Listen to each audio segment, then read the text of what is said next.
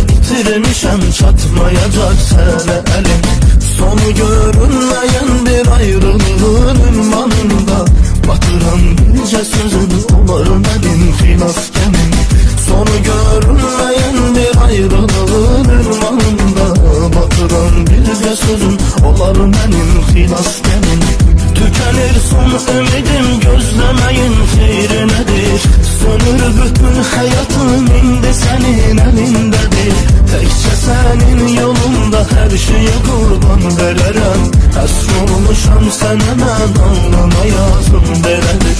Tükenir son ümidim, gözlemeyin xeyri nedir?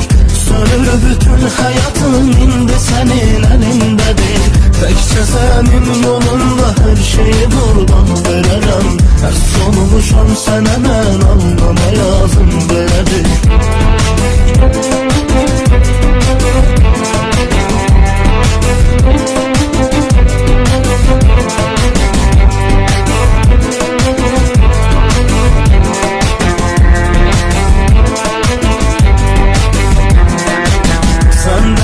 İncimedim, mən sevince səs elədim.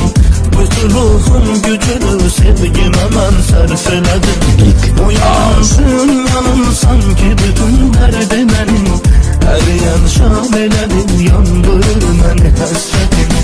Uyanandın yanım sanki bütün dərdi mənim.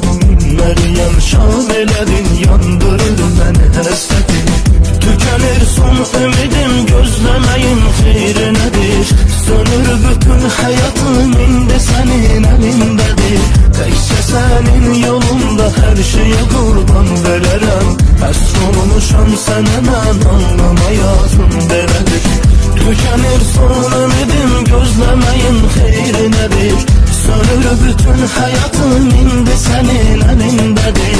Tekçe senin yolunda her şeyi kurban vererem. Həsr olmuşam sənə mən, alnıma yazım belədir.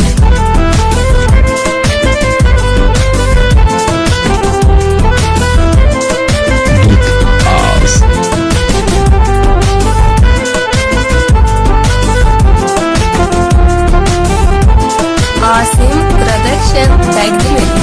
Yaşadım xəyalınla hər günümdə sənsiz inan.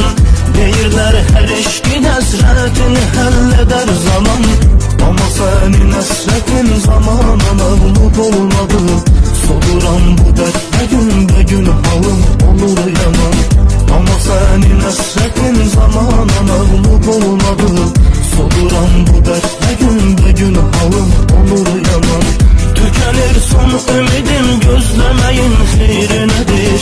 Sönür bütün hayatım, indi senin elindedir.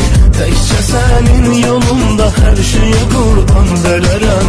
Həsr olmuşam sənə mən, alnıma yazım belədir. Tükenir son ümidim, gözlemeyin xeyri nedir? Sönür bütün hayatım.